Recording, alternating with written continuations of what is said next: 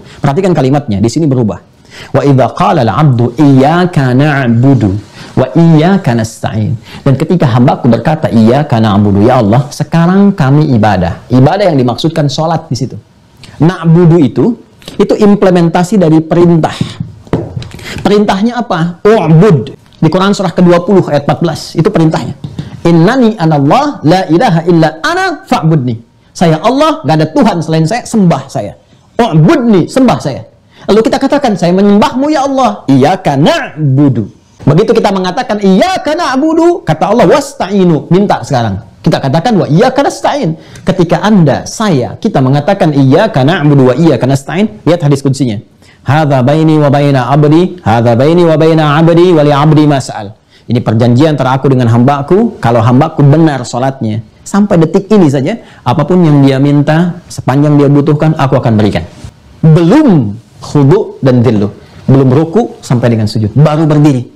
Itulah rahasianya. Kenapa Nabi Zakaria alaihissalam itu sampai menunaikan salat di mihrabnya Maryam untuk mendapatkan kekhusyuan di tempat itu. Dan memohon di situ kepada Allah hal yang mustahil menurut manusia, dan dilakukan dalam salat. Ini rahasia antara kita saja ya di malam hari ini. Itu semua nabi dan rasul salat. Semua nabi dan rasul, dan setiap mereka punya hajat salat.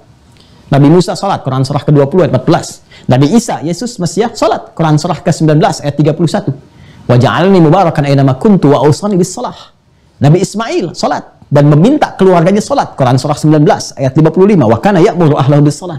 Nabi Zakaria divonis istrinya monofus dan mandul, mohon maaf, tak mungkin punya keturunan, dan minta solusinya lewat salat, Quran surah ketiga Ali Imran ayat 38 sampai 39. Apa yang terjadi begitu minta? Hunalika da'a Zakaria rabbah.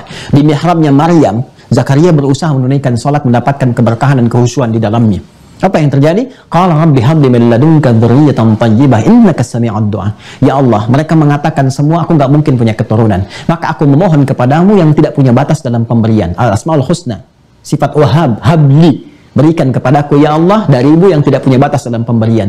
Engkau pasti mengabulkan doaku. Kalau pada yang maha mendengar dan maha menjawab doa tidak mengabulkan, kepada siapa lagi aku mesti memohon? Apa yang terjadi?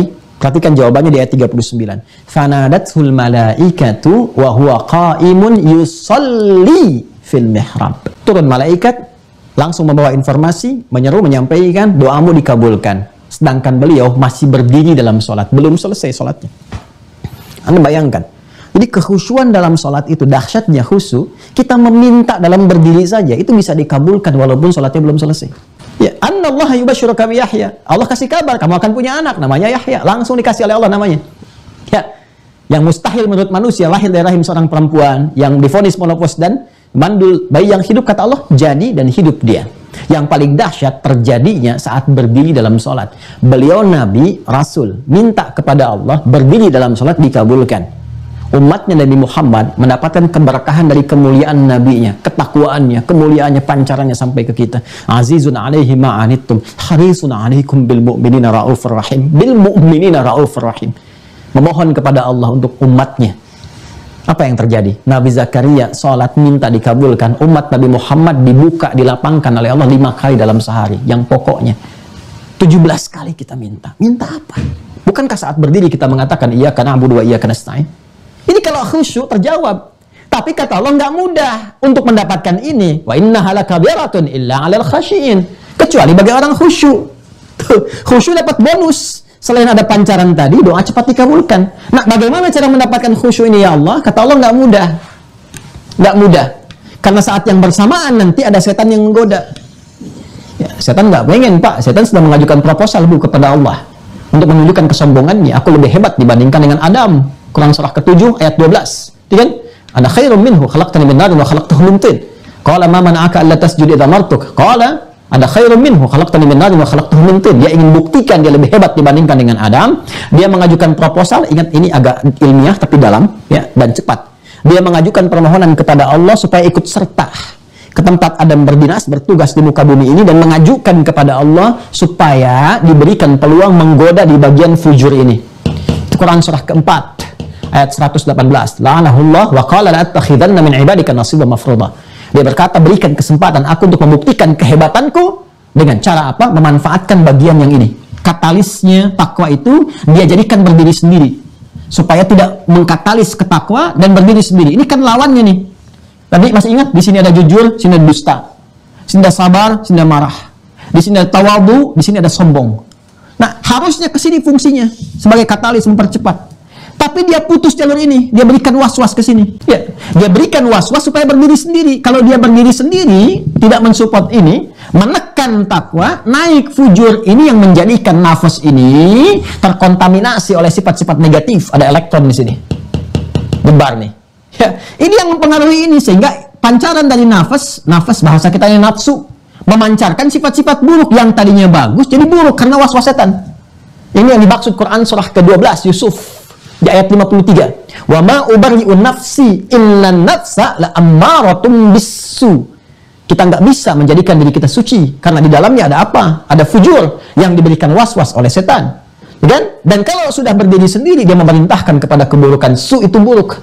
Ya, salah, lawan dari kata saleh. Dari mana setan masuknya? Dari sini pintunya nih, dari sadrun masuk ke sini, ke was-was. Itu yang disebutkan di surah An-Nas, alladzi waswisu fi sudurin nas. Ini yang menjadikan kita dalam sholat itu megang ini nih, itu hikmahnya, ya nilai falsafahnya itu, ya nilai dasarnya kaitan dengan ini, itu makna terdalamnya adalah menjaga diri kita. Jangan sampai dalam keseharian kita dimanfaatkan oleh setan. Kena was-was untuk berbuat buruk, itu latihan dalam sholat. Jangan dikira bacaan dan gerakan sholat itu ada maknanya. Nanti bab yang lain, ada kurikulum lain. Semua dari awal sampai akhir, semua gerakan dan bacaan itu ada maknanya semua. Ada artinya. Itulah sebabnya kita melakukan telapak tangan. Kenapa menutup yang kiri? Kanan itu kan visualisasi kebaikan. Kiri gambaran dari keburukan. Kenapa kiri diletakkan lebih dulu di sadrun dan ditutup dengan kanan? Memberikan kesan bahwa manusia yang tidak mampu menjaga kolbunya, sehingga diberikan was-was, longgar was-was untuk setan menggodanya, itu lebih cepat, banyak terpengaruh, terprovokasi berbuat keburukan, sehingga nampak pancaran keburukan-keburukan dalam dirinya. Maka segera tutup dengan yang baik. Ini maknanya, ini hikmahnya. Tutupi keburukan dengan kebaikan. Jaga jiwamu itu, jaga kolbunya. Ini yang dimaksud hadis Nabi di Al-Arba'in itu nomor hadis yang ke-6.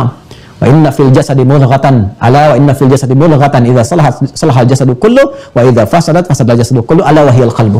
Ketahuilah dalam diri kita itu ada satu bagian yang kalau Anda bisa menjaganya, maka baik semua bagian ekspresi tubuh. Kalau tak mampu menjaganya, rusak, dia rusak sebuah bagian ekspresi tubuh. Ala wa hiyal qalbu, itulah qalbu. Kita jaga, kita tutup. Ini yang dimaksud Quran surah ke-11 ayat 114 ketika turun. Aqimis salata tarafain nahar wa zulafan minal lail innal hasanati yudhibnas sayyi'at. Ayat ini turun ketika ada seseorang berkonsultasi berbuat jelek pengen dihukum. Maka turunlah perintah dengan turun ayat ini mengatakan kalau kau mengerjakan yang baik, kerjakan yang baik untuk menutup yang burukmu.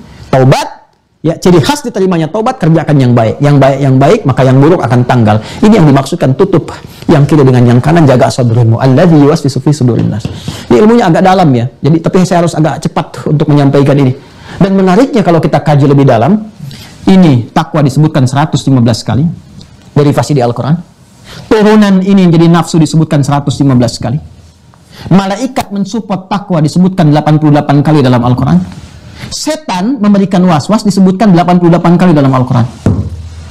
Semua seimbang. Di setiap kita akan berbuat baik, ada setan yang berupaya mencegah. Maka menjadi tidak mudah pun khusyuk dalam sholat, kata Allah, karena ada setannya. Saya jawab tepat ya pertanyaan moderator di awal, kenapa saat seseorang kita akan sholat tiba-tiba teringat ini dan itu, ya tinggal dilihat. Kalau ingatan mensupport kepada kehusyuan, maka itu support dari malaikat. Tapi ketika ingatan mensupport kepada hal di luar sholat, walaupun sifatnya baik, tapi di luar sholat, keduniaan, nemu ini, nemu itu, ingat kunci mobil di mana, itu sesuai dengan pernyataan Nabi. Ketika seseorang bertakbir, ya, maka kemudian muncul setan memberikan was-was. Ya, fayaqulu syaitanu udhkur kadza, maka setan mengatakan ingat ini, ingat itu, hatta la yash'ural musalli kam raka'atan yusalli, sampai ada orang salat yang tidak sadar berapa rakaat sedang menunaikan salatnya. Betul ya? Pasti terjadi, kalau Nabi mengatakan pasti terjadi. Nah, sekarang ini tidak mudah dilakukan salat itu kecuali bagi orang khusyuk. Kita bertanya bagaimana cara khusyuk salatnya ya Allah? Langsung ayat ke-46. Ya. Ayat 46. Alladzina yadhunnuna annahum mulaqu rabbihim.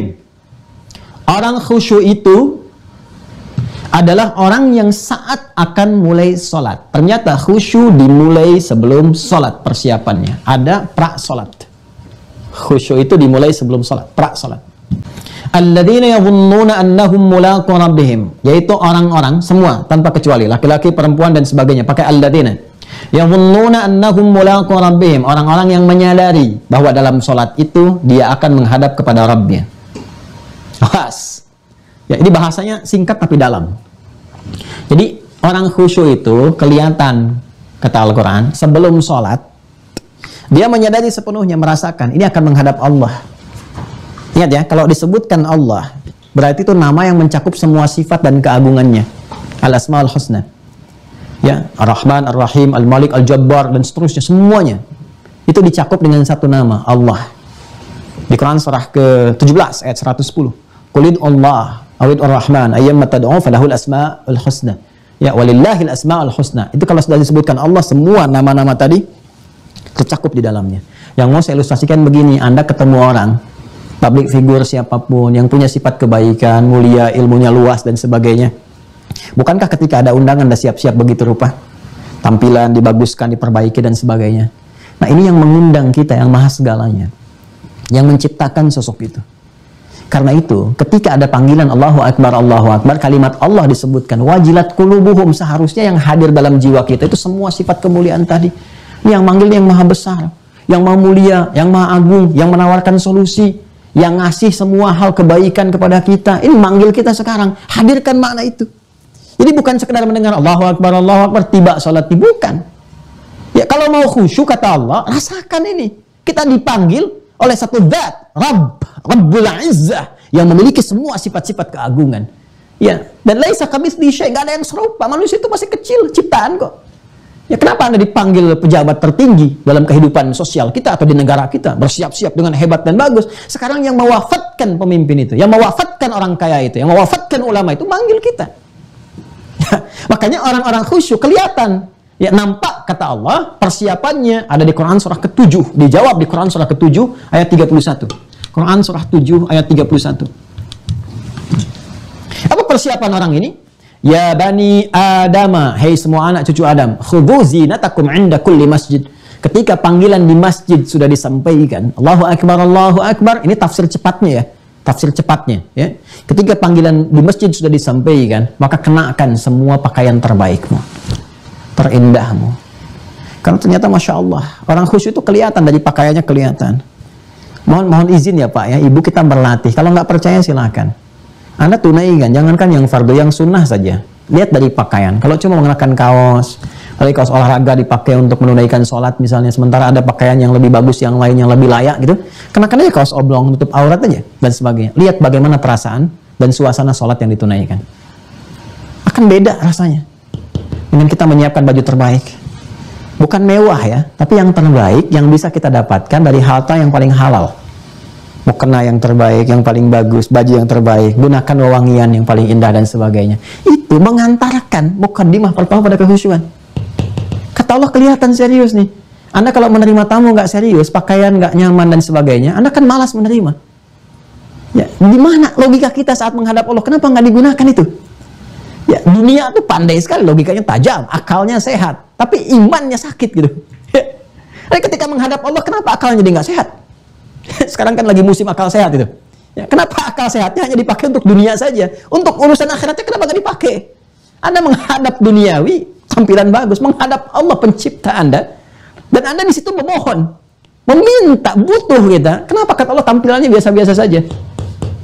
Jadi kelihatan orang khusyuk dari penampilan terlihat satu. Dan yang dahsyat, perhatikan, wa annahum ilaihi raji'un.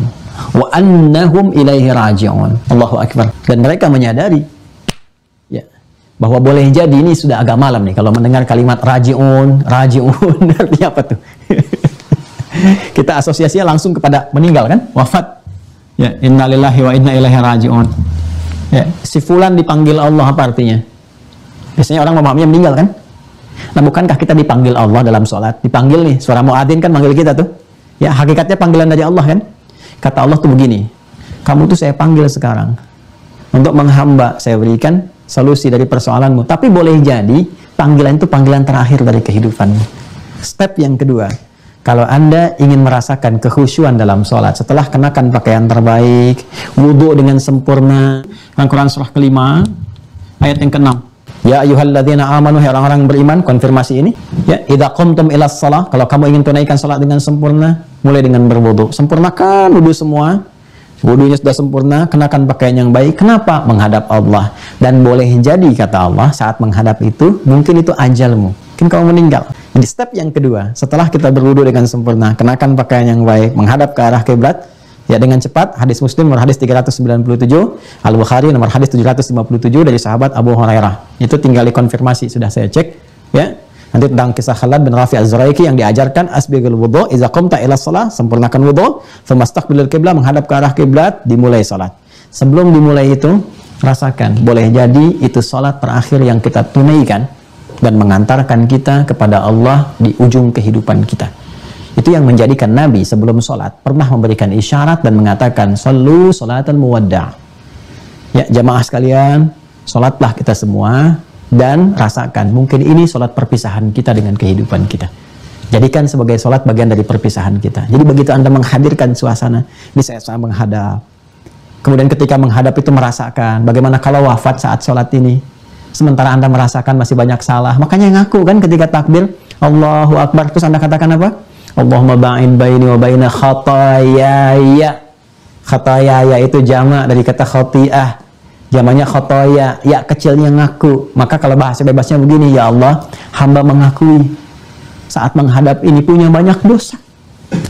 Maka mohon ya Allah, jauhkan antara hamba dengan dosa hamba. Ya, kalaupun di akhirat nanti akan ditampakkan, wa may ya'mal mithqala dzarratin khairan yarah, wa may ya'mal mithqala dzarratin syarran yarah. Mohon ya Allah, jauhkan hamba dari kesalahan itu sejauh-jauhnya, seperti Engkau jauhkan antara timur dengan barat. Allahumma naqqini minal khataaya kama yunqqa ats-tsawbul abyadu minad danas. Ya Allah, kalau kesalahannya begitu pekat, dosanya begitu banyak, ya, seperti noda dalam pakaian, maka mohon ya Allah, bersihkan dengan segala kuasa-Mu. Kalau perlu, bil ma'i wal thalji wal barad. Maka Anda mengatakan dalam hadis riwayat Abu Daud dari sahabat Ali bin Abi Thalib radhiyallahu taala anhu karramallahu wajhah, ketika salat Anda mengatakan, ya, apa yang Anda katakan? Wajjahtu wajhiya lilladzi fatara as-samawati wal arda hanifan musliman wa ma ana minal musyrikin. Inna salati wa mahyaya wa mamati. Kalimat itu, dahsyat itu kalimat itu. Itu ada di Abu Daud. Apa yang dibaca saat Anda sudah mulai mengangkat tangan? Ya, Anda ngangkat dengan Al-Fatihah, ada bacaan itu. Nanti ada 9 doa, salah satunya tadi. Ya Allah, dalam sholat ini, aku hadapkan diriku sepenuhnya kepada Engkau penguasa langit dan bumi. Sungguh, semua sholatku, semua ibadahku, dan hidupku, bahkan kalaupun aku wafat dalam sholat ini. Walaupun aku wafat dalam salat ini, lillahi rabbil alamin, aku taubat ya Allah. Aku jadikan semua urusanku hanya karenamu saja. Ampuni dosaku ya Allah. Ampun kita. Itu semua ada kaitannya. Dimulai dari persiapan. Bahkan nanti ada kaitan dengan iqamah, ada kaitan dengan qomat. Itu ada semua. Cuma waktu saja yang membatasi kita ini. Ada kaitannya. Di step kedua aja kita rasakan. Ya. Ya, makanya isyaratnya disebut dengan iqamah dari kata aqama yuqimu. Jadi begitu iqamat itu, ya kita kan suka menyingkat dengan qomat ya. Iqamah di aqama yuqimu. Aqama itu persiapan untuk kesempurnaan. Karena itu semua perintah sholat pada umumnya itu dibuka dengan turunan kata itu. Alladzina yu'minuna bil ghaib wa yuqimuna shalah. Aqimis shalah wa aqimus shalah. Tunaikan salat dengan sempurna. Itu isyaratnya. Kalau dikerjakan berubah jadi qama yaqumu. Idza qumta ila shalah, kalau sudah siap mengerjakan, ada isyarat, isyaratnya iqamah. Allahu akbar, Allahu akbar. Begitu disebutkan Allah, hati yang khusyuk sudah siap. Karena dalam wudu sudah dilatih. Wudu kan pembuka taubat sebelum sholat. Makanya kalau wudunya benar, hatinya sudah mulai terbuka, siap untuk khusyuk. Karena itu setelah wudu selesaikan doanya, doa taubat. Syahadu an la ilaha illallah, syahadu anna Muhammadar Rasulullah, konfirmasi iman. Allahumma ja'alni minat tawabin. Ya Allah, jadikan aku termasuk orang taubat. Makanya ketika Anda berdoa setelah wudhu itu terbuka cawan hatinya, siap menerima, kemudian isyarat dalam sholat, begitu Allahu Akbar, getaran dalam jiwa, ya Allah akan menghadap nih. Gimana kalau wafat dalam sholat ini? Sudah siap kemudian bekalnya kah? Bagaimana akhir kehidupannya kah? Ya kan? Maka bersiap, khusyuk, setelah la ilaha illallah itu sudah ada yang mulai menangis. Abu Bakar As-Siddiq itu kalau sudah begitu sudah mulai menangis. Makanya nggak kuat kalau jadi imam, karena saat takbir sudah berurai air mata dan sebagainya. Nah, ini step yang kedua. Ya, step yang ketiga, terakhir, saya batasi di sini saja. Ya, kadang-kadang mohon maaf, rakaat pertama begitu, walaupun subuh cuma 2 rakaat. Rakaat pertama nangis-nangis, rakaat kedua ingat handphone belum dijawab, ada miss call, WA belum dibalas. Ya, hari ini ingat ada pengajian, kurikulumnya ini. Itu rakaat kedua bisa begitu, bahkan bisa gagal fokus. Ya, fokus ingat maksudnya sampai berapa rakaat dia sedang sholat. Maka step yang terakhir, bagiannya apa? Ada di Quran surah ke-29. Dan ini penutupnya, ayat 45. Ini rahasianya. Ini masih pra sholat, tapi diterapkan dalam sholat. Ya, maka kata Al-Quran, utlu. Ini fase sebelum sholat. Utlu ma uhya ilaika minal kitab wa aqimis sholah. Utlu, kalau Anda buka terjemahan, itu selalu diterjemahkan dengan bacalah. Padahal ada dua kata yang berbeda diterjemahkan dengan terjemah sama dalam terjemahan, yaitu Iqra, wahyu pertama, Quran surah 96 ayat 1, Iqra bismi rabbikal ladzi khalaq. Iqra itu diartikan bacalah di terjemahan. Tapi kalau Anda buka Quran surah ke-29, Al-Ankabut ayat 45, itu utslu kalimatnya. Tapi terjemahannya sama tuh, bacalah. Nah, ini perbedaan terjemah dengan tafsir. Ya, terjemah mewakili keumuman makna, tafsir detil dari apa yang diutarakan, dari kata yang diungkapkan. Kalau ada qiraah, ikra, itu dari kata qiraah, qara'a yaqra'u, itu artinya membaca sesuatu tanpa menuntut adanya pemahaman. Jadi mau paham, mau tidak, Anda tidak dituntut, yang penting baca. Tapi kalau utslu, dia dari kata tilawah. Tala yatslu tilawatan, yang punya tiga arti. Satu, baca. Kedua, pahami apa yang dibaca, paham. Ketiga, amalkan, kerjakan apa yang telah dipahami itu. Ini ada tiga komponen, baca, paham, amalkan. Dan menariknya, wahyu pertama yang diturunkan, itu kalimatnya ikra, mengonfirmasi kata qiraah. Ya, kenapa katanya ikra bukan utslu? Ini untuk menguatkan sifat ummi Rasulullah. Litakidi ummiyati, ya, Sayyidina Muhammad SAW, untuk menguatkan sifat ummi Nabi yang memang nggak bisa baca, nggak bisa nulis. Jadi, jangankan paham, baca aja nggak bisa. Makanya kalau ayatnya mengatakan utslu, itu keliru konteks.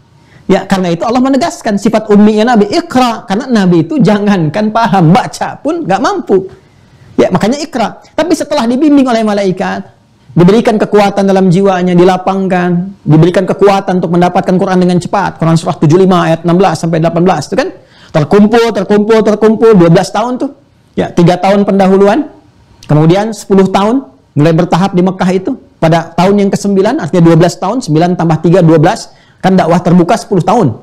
Ya, 3 tahun persiapan, 6 bulan itu ya mimpi yang benar. Jadi wahyu dimulai dengan 6 bulan mimpi yang benar, 3 tahun pembekalan awal masa Iqra sampai turun Al-Mudaththir, baru kemudian tahun selanjutnya yang keempat ya sampai dengan ke-13 itu Fatrah Makkiyah sebelum hijrah ke Yathrib, kelak jadi Al-Madinah Al-Munawwarah.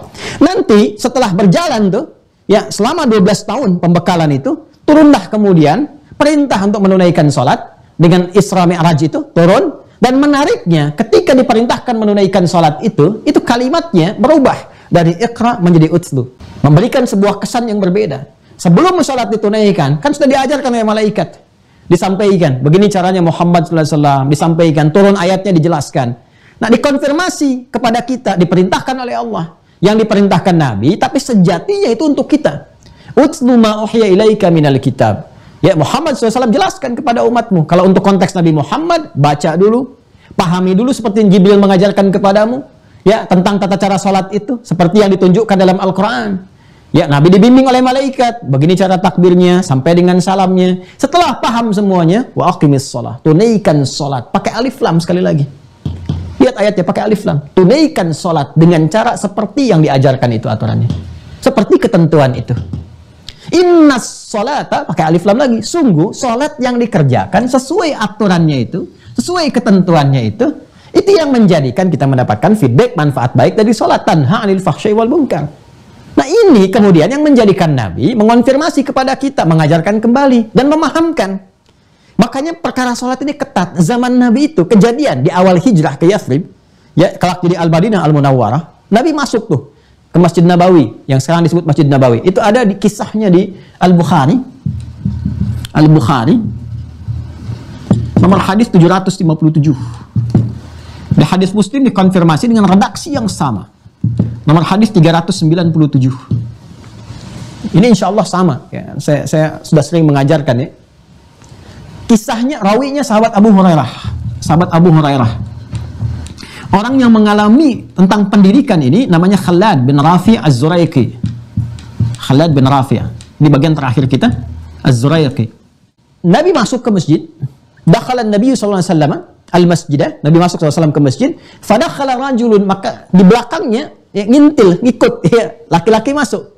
Ya, fasalla, maka dia salat, laki-laki itu salat. Wan Nabi sallallahu alaihi wasallam fi nahiyatin ukhra minal masjid. Nabi di sisi yang lain. Begitu dia selesai salat, thumma atan Nabiyya sallallahu alaihi wasallam, dia mendatangi Nabi sallallahu alaihi wasallam, fasallama alaihi. Maka dia mengucapkan salam, assalamu alaikum. Faradda alaihi, maka Nabi menjawab salamnya, wa alaikassalam wa rahmatullah. Lalu Nabi mengatakan, irji' salli fa innaka lam tusalli. Kamu salat lagi karena kamu belum salat. Padahal dia baru tuntas mengerjakan salat. Kata Nabi, kamu belum salat. Fa'ada salatahu, maka dia mengulang salatnya seperti yang dia telah tunaikan itu. Kejadian datang lagi ke Nabi, mengucapkan salam, dijawab, komen Nabi lagi. Kata Nabi apa? Balik lagi, salat, kamu belum salat. Sampai 3 kali. Dia berkata, ya Rasulullah, bima'na la uhsinu ghairah. Ya Rasulullah, saya bisanya begini salatnya. Alimni, tolong ajarkan saya apa yang belum sempurna. Itu dahsyatnya sahabat. Ya, jadi kalau kita diluruskan itu kita mau belajar, bukan mendebat. Ya, kalau memang ukurannya kita mesti untuk mendapatkan ilmu pengetahuan. Apa yang paling menarik? Alim nih, tolong ajarkan saya. Di titik inilah kemudian Nabi membimbing dengan sempurna. Apa kata Nabi? Idza qumta ilas shalah. Kalau kamu ingin salatnya sempurna sesuai dengan aturan-aturannya, asbighil wudu. Belajar tentang tata cara wudu dulu, pahami. Ini mencakup pemahaman. 3 cara. Caranya, prakteknya seperti apa? Kemudian bacaannya, kalau ada bacaan yang mengiringi. Kemudian yang ketiga, gerakannya. Ya, lakukan tata caranya dari gerakannya, maaf. Yang kedua, bacaannya. Ketiga, hikmahnya. Makna dari semua itu. Ternyata dari mulai wudhu, menghadap kiblat, takbir sampai salam, itu semua bacaannya punya makna dan semua gerakannya pun punya arti. Dan ketiganya harus memfungsikan 3 bagian dari anatomi manusia ini. Jadi kalau dalam sholat ingin khusyuk, kata Nabi, pakai aspek tilawah, baca, pahami, amalkan, sehingga ketiga ini berfungsi. Fisiknya bergerak, contoh, angkat tangan. Lisan mengucapkan, Allahu Akbar, itu fisikal. Akal menerjemahkan, Allah Maha Besar. Karena paham, hati meresapi. Ya Allah, saya berikrar sekarang Engkau Maha Besar. Tapi dalam hidup saya senantiasa merasa besar dalam kehidupan. Sombong, merasa lebih tinggi dibanding kawan yang lain. Lebih hebat dibanding dengan pasangan, lebih unggul dibanding dengan teman-teman. Sedangkan dalam sholat mungkin kau wafatkan aku saat ini, maka bertobatlah saat itu. Allahumma ba'in baini wa baina khatayaya. Itu maksudnya. Nah sekarang tugasnya, pertanyaan besarnya adalah, sebetulnya ini kalimat yang singkat, diksinya singkat, padat, cuman utslu, tapi dalam sindirannya. Seakan-akan ingin mengatakan, boleh jadi ada yang sholat tidak mendapatkan kekhusyuan karena tidak mengerti apa yang dia baca dan dilakukan dalam sholatnya. Jujur sampai dengan malam hari ini, berapa ribu kali kita ruku dan sujud, dari sekian banyak ribuan ruku dan sujud itu berapa persen bacaan sholat yang dipahami?